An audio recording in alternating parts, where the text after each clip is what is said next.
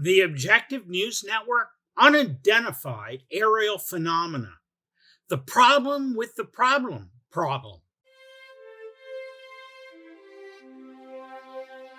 Hello, this is John Hnatio reporting for the Objective News Network. This has been an exciting few days with the hearings on unidentified flying objects, or UFOs, now renamed by the Pentagon as unidentified aerial phenomena, or UAPs. Up on Capitol Hill, highly credible people like military jet pilots and former intelligence officers are telling us that they have encountered UAPs with technological capabilities well beyond ours, that the U.S. has been conducting a UAP retrieval program for years, that the government actually has possession of otherworldly craft, and to top it all off, that we actually possess the non-human biological remains of extraterrestrials. Now, before we start making any judgments, let's examine these claims from three different perspectives. First, the cosmological universe. Second, human history. And finally, why the US and other countries like Russia and China would ever possibly want to keep this sort of thing away from the prying eyes of scientists and the rest of us. First, we already have scientific proof that literally billions of planets in our Milky Way are positioned the right distance from their suns to possibly support life, at least human life as we know it, not to include a range of other possible life forms that we can only imagine, like all of those creatures on Star Wars.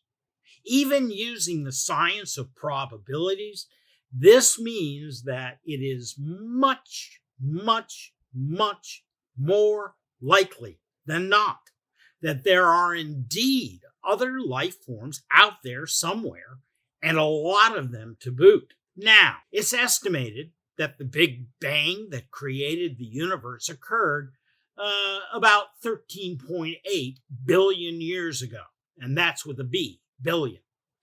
That's an awfully long time ago, which means that enough time has passed for life forms on other planets to have formed and possibly evolved to learn and develop advanced technologies, including technologies that most likely far surpass what we, as human beings living here on Earth, have developed ourselves. Throughout human history, there have been reports of strange, unidentified objects in the skies above us. The American Indians communed with the sky spirits. In India, the ancient texts talk about great flying machines and visitors from other worlds to Earth. Construction techniques that we still cannot duplicate with our most advanced tools appear at archaeological sites all over the planet. Archaeological artifacts appear to portray advanced technologies like air-flying craft, rockets, glowing orbs, and many other totally unexplainable objects from the ancient past that archaeologists believe were beyond the technological capabilities of human societies at their time. Of course, the assumption is that if we didn't develop them, then they had to come from somewhere else, like outer space. Actually, when you think about it, not a bad assumption. Now, if governments across the world, like the United States, the Communist Chinese, and Russia, all have active programs relating in one way or another to identifying UAPs, what do you think would be their primary goal? To make friends with aliens for the good of all mankind? Or for some other, much more sinister reason, like stealing advanced alien technology to more effectively blow each other into smithereens. Well, if human history is any guide, the US, China, and Russia have active UAP programs to protect their so-called national security, not to spur scientific cooperation or help the human condition by meeting friendly aliens or sinister ones.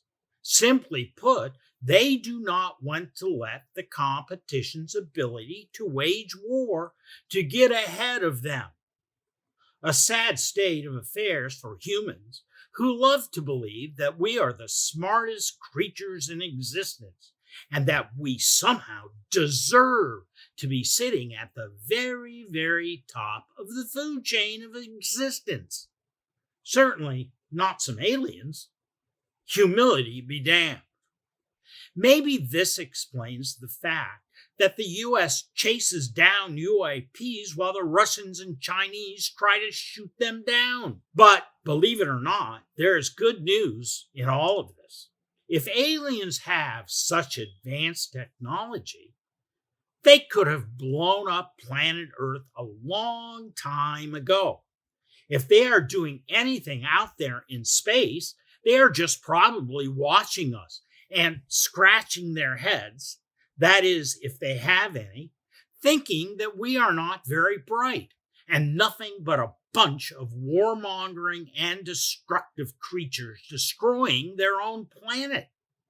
The aliens are probably just observing us and our behavior as some type of intergalactic science project to see how soon the Earthlings kill off each other and destroy their own planet. So the real problem with the alien problem is us. The problem with us is that we chase them, aliens, and try to shoot them down. Thus, the problem with the problem is that we just might make them mad, and they'll destroy us anyway. It is what it is for Friday, August 4th, 2023. This is John Hnatio reporting for the Objective News Network. Thank all of you for watching, and we hope to see you the next time. Please subscribe and tell your friends and colleagues about us. Share ONN stories with your friends. We need your help. See you the next time.